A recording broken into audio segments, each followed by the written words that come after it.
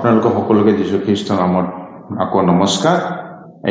আমি এইটো সেশনত যাম আৰু এইটো সেশনত আকৌ আমি লুকা লিখা শুভবাৰ্তা 10 অধ্যায় 1 পৰা 11 আৰু যেতিয়া আমি লুকা 10 অধ্যায়ত আমি যেতিয়া চাওঁ তাত কিছুমান কথা লিখা আছে, কাৰণ এইটোৱে আমি কি কৰে, ইয়াৰ যোগেদি আমি কেনেকা ধৰণৰ আমি প্ৰৱেশ কৰিব পাৰো। এইটো হল আমি প্ৰৱেশ হল আৰু এইটো হল আমাৰ কি আপোনাৰ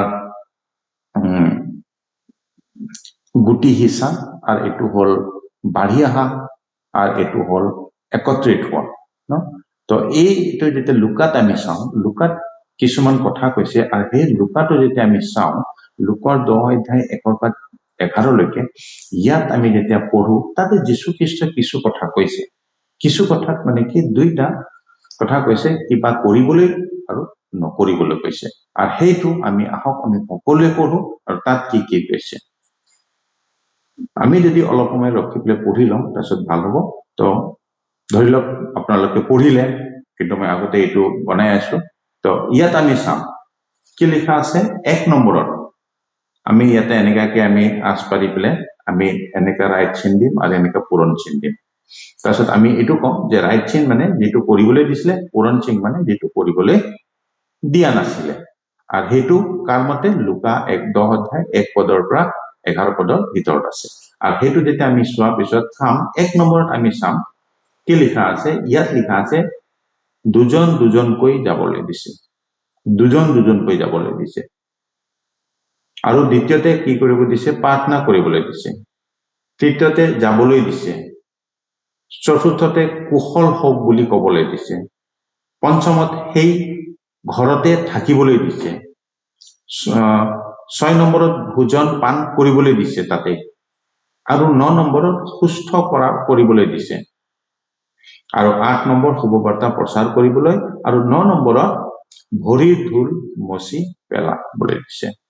যেতিয়া আমি লোকৰ এইখিনি কিন্তু পঢ়িম, তেতিয়া তাত দুইজন দুইজনকে যাব দিছে। দুইজন দুইজন যাবলৈ কিয় কাৰণে দিছে? কাৰণ দুইজন দুইজন গলে চাগে আপোনালোকে ইজনে সিজনৰ কাৰণে এজনে প্ৰাৰ্থনা কৰিব পাৰিব। আৰু দুইজন দুইজন এইটো আমাক এটা আজ্ঞা নিচিনা দিছে ন।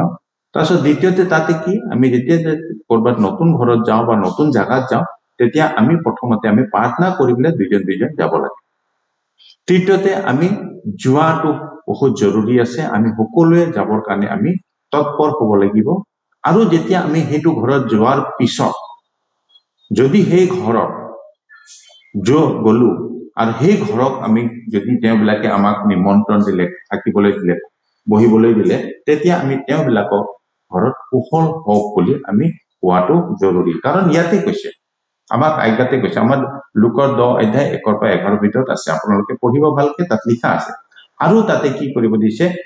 যীশু খ্ৰীষ্টই কৈছে সেই ঘৰতে থাকিবলৈ দিছে, তাৰ পৰা বেলেগ জেগাত যাবলৈ দিয়া নাই, তাতে থাকিবলৈ দিছে। আৰু তেওঁবিলাকে যি ভোজন দিব সেই ভোজনটো পান কৰিবলৈ দিছে। আৰু লগতে কি কৰিব দিছে? তাতে যিমান বিলাক, কোনোবা যদি বেমাৰী আছে, কোনোবা যদি অসুখত পৰি আছে, তেওঁবিলাকক সুস্থ কৰিবলৈ দিছে, প্ৰাৰ্থনা কৰিবলৈ দিছে, তাতে সুস্থ কৰিবলৈ দিছে।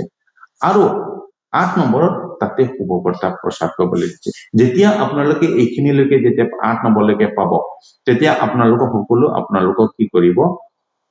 আপোনালোকক যেতিয়া সিহঁতে দেখাব, এইটো কৰিবলৈ দিব, তেতিয়া আপুনি শুভবাৰ্তা প্ৰচাৰ কৰিব। আৰু যদি তেওঁ কোনোবা এনেকা ব্যক্তি আছে, তেওঁ বা ঘৰ আছে বা জাগা আছে যিসকলে নেকি আপোনাক তিৰস্কাৰ কৰিব, তেতিয়া যীশু খ্ৰীষ্টই কৈছে ভৰিৰ ধূলি মচি পেলাবা বা ঝাৰি দিবা, বা আপুনি চাফা কৰি ল'ব বুলি কৈছে। ভৰিৰ ধূলটো ঝাৰি দিব দিছে। যদি এইখিনি যদি আপোনাক কৰিব নিদিয়ে, তেতিয়াহলে আপুনি কি কৰিব? সময় নষ্ট নকৰি পেলাই ভৰিৰ ধূলটো ঝাৰি পেলাই আৰু আপুনি বেলেগ জেগাত যাব পাৰে বা বেলেগ ঘৰত যাব পাৰে। আৰু সেইকাৰণে এইটো আমাক কি কৈছে? কৰিবলৈ দিছে। আৰু তাৰ আকৌ এইফালে চাম, আকৌ যিটো কৰিবলৈ দিয়া নাই, সেইটো কৰিবলৈ দিয়া নাই, সেইটো কোনটো হলে? মোনা বা জুলুঙা বা পাদুকা নলবা। যীশু খ্ৰীষ্টই এইকেইটা কথা কৈছে, যিটো নেকি মোনা, জুলুঙা বা পাদুকা লৈ যাব দিয়া নাই। কাৰণ কিয় কাৰণে? যীশু খ্ৰীষ্টই সেইটো এটা ডাইৰেক্টলি এইটো লোকে লিখা শুভবাৰ্তাত এইটো কৈছে। দ্বিতীয়তে কৈছে কি? আৰু বাটত কাকো নমস্কাৰ কৰিবলৈ দিয়া নাই। দ্বিতীয়তে আমাক আকৌ কি কৈছে? বাটত কাকো নমস্কাৰ কৰিবলৈ দিয়া নাই। আৰু তৃতীয়তে কি কৈছে? ঘৰে ঘৰে নাযাবা বুলি কৈছে। এঘৰৰ পৰা এঘৰলৈ নাযাবা বুলি কৈছে। তাৰমানে ঘৰে ঘৰে গৈ পেলাই নুফুৰিবা। চাগে হ'ব পাৰে আপোনাৰ কি এনেকা নহয় যে ঘৰে ঘৰে নাযাবা মানে কি আপোনাৰ সময়টো নষ্ট হ'ব। কাৰণ ঈশ্বৰে যিটো যীশুখ্ৰীষ্টই যিটো এটা ফোকাছ যিটো মানে কবলৈ বিচাৰিছে, যিটো নেকি মানে তাৰ ইচ্ছা আছে, যিটো নেকি যীশুখ্ৰীষ্টই পাবলৈ বিচাৰিছে সেই জাগাত, সেই ঘৰত, আৰু সেইটো চাগে পৰিপূৰ্ণ নহব পাৰে। আৰু সেইটো কাৰণে কি হ'ল, য'ত নেকি তোমালোকক থাকিব দিছে তাতে থাকিবা, যি খাব দিছে তাতে খাবা, আৰু য'ত নেকি তোমাক সকলোৱে গ্ৰহণ কৰিছে তাতে তুমি সফলতাও দিবা। আৰু সেইকাৰণে যীশুখ্ৰীষ্টৰ এটা মেইন উদ্দেশ্যটো হ'ল যাতে এইখিনি কৰা নকৰা কথাটো হ'ল মানে কি হ'ল, যীশুখ্ৰীষ্টৰ মেইন উদ্দেশ্যটো হ'ল কি যাতে শান্তিৰ ঘৰ পোৱা যায়, বা শান্তিৰ ব্যক্তি কোনোবা পোৱা যায়, বা শান্তিৰ কোনোবা ল'ৰা ছোৱালীও হ'ব পাৰে, সৰু বা ডাঙৰ যিকোনো হ'ব পাৰে। আৰু সেই কাৰণে তেওঁৰ উদ্দেশ্য আছিলে এইখিনি কৰা বা নকৰা কথা কৈছিলে। যদি আপুনি এইখিনি কৰা সময়ত আপুনি যদি পায়, কোনোবা যদি আপুনি পায়, বা আপুনি যদি কাৰোবাৰ লগত লয়, আপোনাৰ বন্ধু বা বাৰ্গক বা আপোনাৰ কোনো সংগী কোনোবা যিকোনোৱে হওক, আপুনি প্ৰাৰ্থনা কৰিব। প্ৰথমতে আপুনি প্ৰৱেশ কেনেকৈ কৰিব, আপুনি প্ৰথমতে প্ৰাৰ্থনা কৰিব। প্ৰাৰ্থনা কৰি আপুনি সেই জাগাটোত যাব।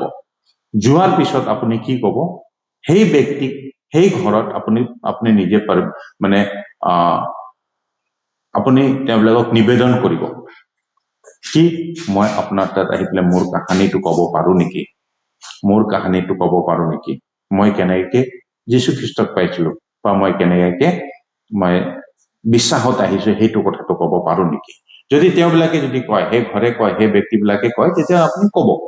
আৰু যদি তেওঁবিলাকে কয় যে নালাগে, নুশুনো, বা আমাৰ সময় নাই, তেতিয়া তাৰ পৰা আপুনি বেলেগ জাগাত গুচি যাব। বা যদি তেওঁবিলাকে কয় নাই আপুনি ক'ব পাৰে, কোনো কথা নাই, আপুনি ক'ব।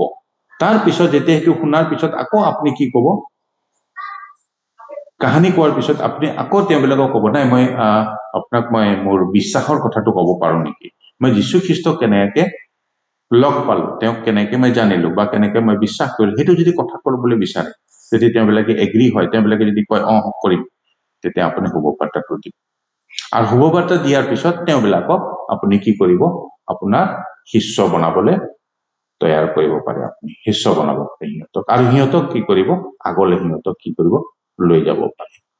আৰু এইটো প্ৰক্ৰিয়াটোৱে আমাৰ লোকে লিখা শুভবাৰ্তাত এইটো কোৱা হৈছে 10 অধ্যায় 1 পৰা 11। আমি যেতিয়া এইখিনি যেতিয়া আমি পঢ়ো, তেতিয়া আমাৰো এটা কি হয়, আমাৰ এটা উদ্দেশ্য হয় যে আমি সকলোৱে কি কৰিব লাগিব, আমি আমাৰ যিটো যতে হলেও নেকি নতুন জাগাত যাবলৈ হলে, আমি যেতিয়া নতুন জাগাত যাওঁ তেতিয়া আমি প্ৰথমে আমাৰ কি কৰিব লাগিব, এইখিনি কৰিব লাগিব। এইখিনি কৰিব নালাগিব, কাৰণ ঈশ্বৰৰ আৰু যীশুখ্ৰীষ্টৰ উদ্দেশ্য আছিল যাতে এজন শান্তিৰ ঘৰ বা শান্তিৰ ব্যক্তি যাতে পাব পাৰে, আৰু তাৰ পৰাই এই শান্তিৰ ব্যক্তিজনেহে আমাক দুৱাৰ খুলি দিব আগলৈ যাবলৈ। আৰু সেইটোৱে যীশুখ্ৰীষ্টৰ উদ্দেশ্য আছিল। ধন্যবাদ।